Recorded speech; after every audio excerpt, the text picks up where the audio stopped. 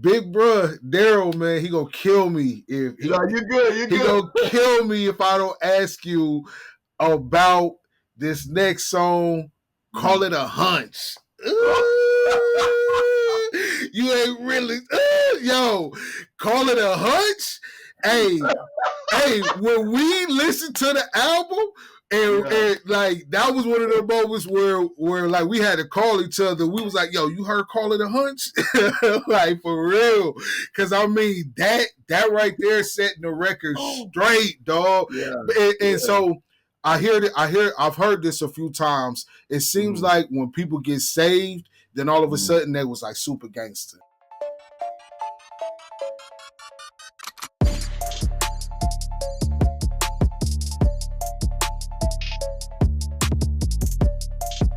So welcome back. We still here with our brother NEK, aka WesTheTech. And for anybody who's wondering why, you know, his name is WesTheTech, is because he also does great things through your website, right? You know, business coaching, right. So you know, if you wonder, you ain't checked out the first pod, don't know a lot about him, that's why. But let's dive into these tracks, man. You know, really get into them. And I really want to start with the first track after the intro, Never Letting Go. Never Letting Go. I got to, man. Being in this space, man. Yeah. So, and you see, that's the God of intention right there, because Never Letting Go, in the beginning of the track, you hear the criticism.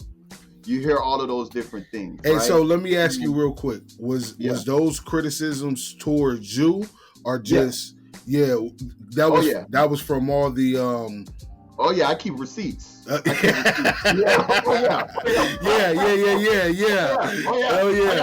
I got receipts. The name, the date, everything. Everything. Yeah, those are receipts. Okay. Those are all receipts, you know, because it's one of those things, it's, again, you may feel a certain way, but you never know what God has planned for that person. You get what I'm saying? So there's a way that you could be like, I'm not feeling the track, or this may not be the right fit for what I'm looking for. Yeah. There's a way to do that versus, you need to try something else. Yeah, this ain't for you. Like, you can't do that to God's people. You know, especially if you claim to be God's people as well. You get what I'm saying? Yeah. You always have to reserve the right to be like, with God, anything can happen. So you know what?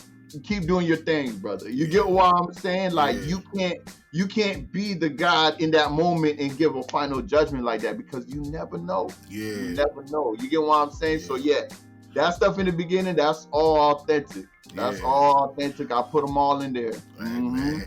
And then I mean, I like how you went through the song, and you was just laying it out like, you know, I was called to preach without a pulpit, and you know what I mean? And this is what it's like to live in purpose, you know? Yeah, man. So, and I mean, and then you ended it like, for anybody who was second guessing, you know, I know you think you're the gatekeeper, you know? Yeah. That's what I mean by, man, you stepped out bold, like you didn't care about what was going to be perceived or said. You knew, like, this is what I'm called to do. And if I could add a little bit more towards, you know, that song and what you're saying, as far as like with within our genre, within our space, one reason.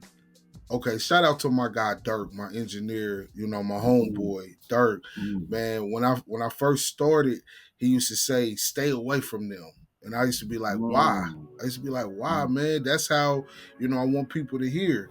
And so he'd be like, because eventually you'll get away from what you want to do, what the Lord is calling you to do, and you'll start making music for how they are telling you to make it, you know? And so that's powerful. Yeah, man. Powerful. And so that's something that I've held on to and just remember. Absolutely. Yeah, because, you know, you'll take all those critiques and do this and do that and do that. And the next thing you know, you done lost everything that was inside of you.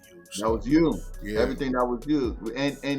And no fault to them, but there's an art to critiquing. There's an art to understanding music. There's an art to understanding, okay, this may not be in my personal taste, but this is not a bad record. Yeah. I personally don't, it's not the genre that I typically listen to, or a style that I like, but it's not a bad record. You got to be able to remove your personal bias from it. If you don't like West Coast rap, you like every West Coast song that you hear is gonna get a negative critique. Right. Nah, you get what I'm saying? You gotta understand that you just don't like that type of sound. Yeah. You can't critique it negatively because you don't like the sound. You just don't like the sound. And then remove yourself from it and just listen to it for what it is. It's the quality right. It's what was said was right. Is it a good record?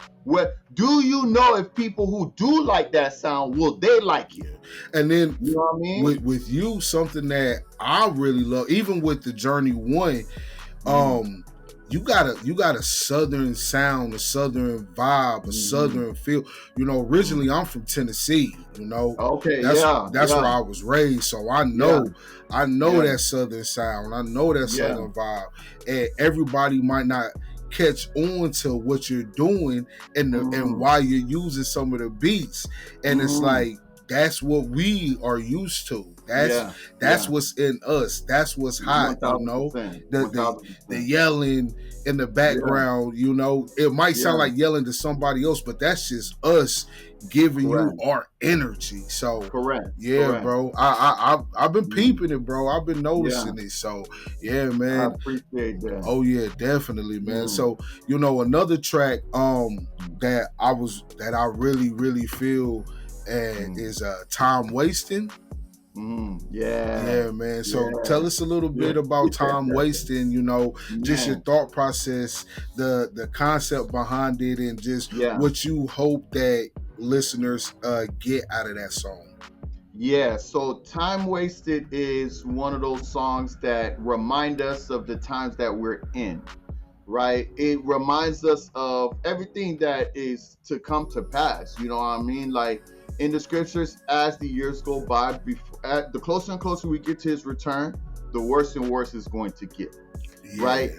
We don't know the final hour, but we see certain cues. Oh, Revelations talked about this. Revelations talked about this. Oh, we're definitely in the end times now. We're getting closer to the end times, this, that, and the third. So it's like knowing that the end is coming, knowing that we're in the end times. God gave you an assignment. God gave you a purpose.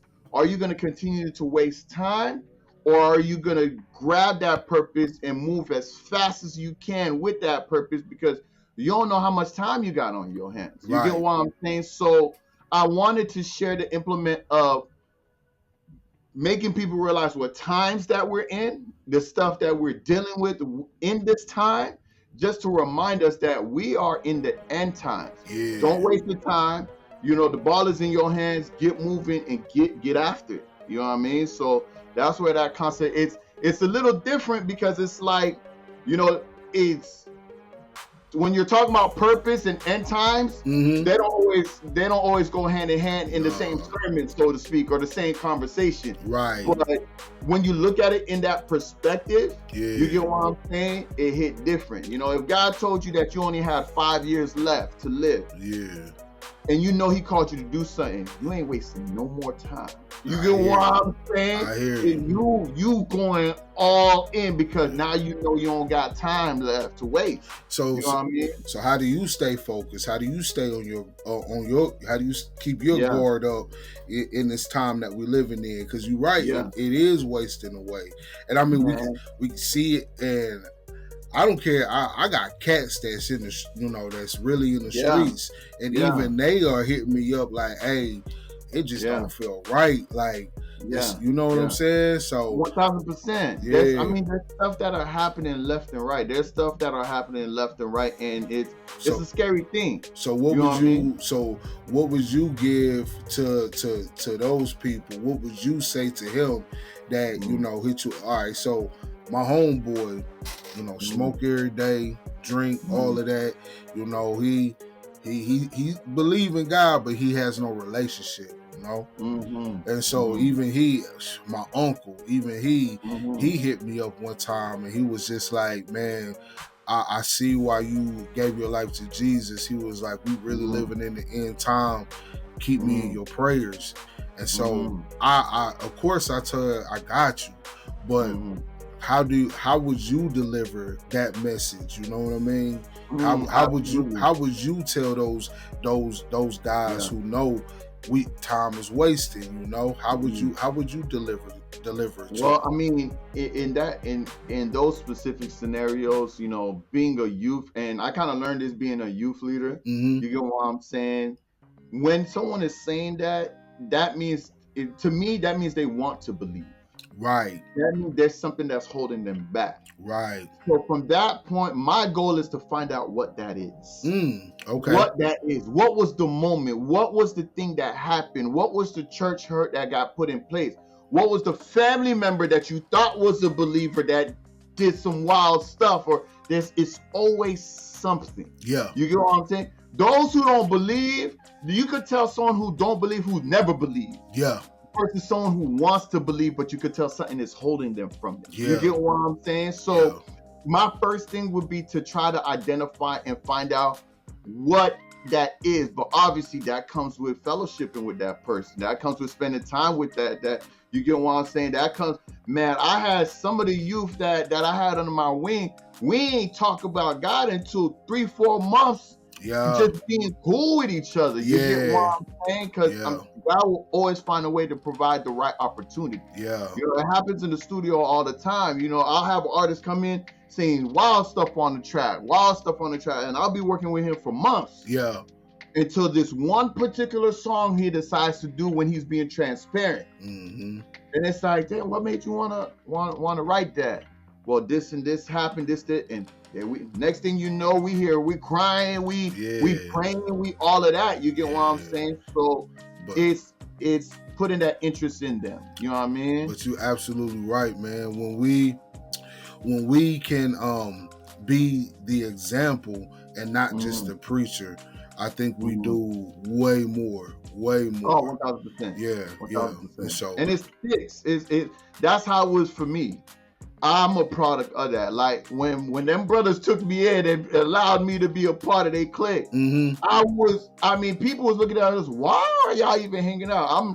I'm cursing like a sailor. I'm this, that, and the third. I'm ready to scrap at all times. Yeah. You get what I'm saying? But he never like pushed me away from him. You get what I'm saying? He never was like, oh, nah, you too wild. I'm too Christian for you. You get what I'm saying? It was more so he saw the same thing that I seen others. Like, there's something that's holding you back from it. Yeah. I'm going to find out what that is. But in the meantime, I'm just going to show you love and ride with you. You know what I mean? That's great, bro. You're absolutely right, man. We got to show love more than rebuke, man. So, yeah, 1,000%. Heck yeah. 1,000%. So, hey, Jesus had 12 homies with him. Uh-huh. Think about that. Yeah. 12 homies. That's not a small number. 12 people can't fit in a car. Man, I ain't even got 12 friends, okay? You know what I'm saying? like when people, but that goes to show you that fellowship is important. Yeah. The King of Kings had to roll with 12 people. Yeah. He could have done it all himself. Why did he do that? To show us the power of fellowship. And see, man, my 2 cents real quick, because we seeing so many people who are being called or want to start building a real relationship with the Lord, but they try to avoid the church. They try to avoid the building, you know. They and something that I'm always telling people to back up what you're saying is we need like-minded people around us. 1,000%.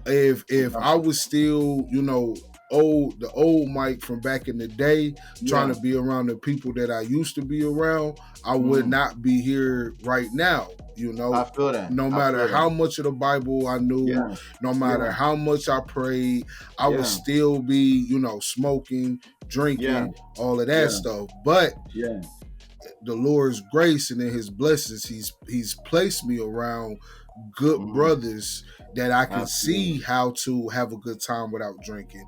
I can see how to be a better husband. I can see how to be a man of God, and that and all of those things are important to the fellowship and getting in relationship with like-minded people. And so, yeah, man, that's important for us. Absolutely, man. So, but let's get back, man. We going. Hey, let's get back on these tracks. I'm here. Yeah. All right, so man, the next one after that is The Clown. And I love how you use the intro of The Clown, because I mean that's what I'm talking about. That was reminiscent. You remember those gangster grills back in the day? Little Buddy. I mean, so many people, but you know, it's like you got somebody hating on you right there. You know, little squeaky voice, and then you just go in. You know, so yeah, man, I love that interlude from you, man. I'm glad that you added that. So with The Clown, I've noticed, you know, in the first journey and in this one, you talk about the top. You say that I see you at the top. You're going to get to the top, you know? And I mean, that's where my mind goes when I listen to that track. Like he get to the top, you know? So, man, tell me what the top looks like to you. Oh, I love that question. I love that question. Why? Because initially when, like, most people, when they hear the top, they're thinking they may be thinking the top of the billboards or the top of the charts, or, you know, they look at it in almost material things, and a Grammy, this, that, and the third. None of that is my top. My top is just peace. Peace, living purpose. That's it. That's it. Peace and health. Peace in finances. Peace and love. Peace, period. You get what I'm saying? I just want to be in a place of peace. You know, that way I could live the rest of my life in ministry, just being there for people. You get what I'm saying? And I love that you asked that, because I've never revealed that. I never reveal what the top means. You get what I'm saying? I let people assume for themselves. You get what I'm saying? But the answer to that question is peace. Man, that's the top for me. Because, I mean, I think we all have our own vision of the top, but your answer was right on par, man, because that peace from our Lord, man, it's nothing like it. It's nothing like it. So 1000%. Heck yeah, man. I feel you, bro. I feel you. Yo, so big bruh Daryl, man, he gonna kill me if you're good. He gonna kill me if I don't ask you about this next song. Call it a hunch. You ain't really, yo. Call it a hunch. Hey, when we listened to the album, and like that was one of the moments where like we had to call each other. We was like, yo, you heard Call It a Hunch? Like, for real. Cause I mean that right there setting the record straight, dog. And so I've heard this a few times. It seems like when people get saved, then all of a sudden they was like super gangster. So you know, their past was like super gangster. That was super hard, and I see it in the church and in the space a lot, where people are trying to recognize with the street and with the culture and everything. And I'm just glad. And man, it's a bold record, but it's a very honest record as well. Very honest record. 1000%. And I'm glad that you made it, because and I'm going on, I apologize, but no, you good, man. Something that I say to you know, my people, you know, my friends and brothers in small group and stuff, it amazes me when they say, I've never smoked a joint, I've never been drunk, I've never fought somebody. I'm amazed. I'm like, wow, that's truly amazing. Like when I volunteer in prison ministry, and same. Yeah, man, let me tell you, I'm in there with some of the people that you see on the news, you know, and I mean, they got love and respect for me because I'm not coming at them trying to be who I'm not. You know, they can see I got a little edge to me. They can see, you know, through conversation, just the way I am, like, okay, he come from something. But when I tell them brothers, I don't have any felonies. I've always been a truck driver. I might have hustled here and there. Man, they like, that's what moves them. And so, absolutely. And so with Call It a Hunch, it's like, you know, I just feel like that record should let people know it's old. And 1000%. Yeah, 1000%. Man. So and that's one of the things, and you can relate to this, you know, because me myself, you know, I feel like I'm similar to you. We were raised there,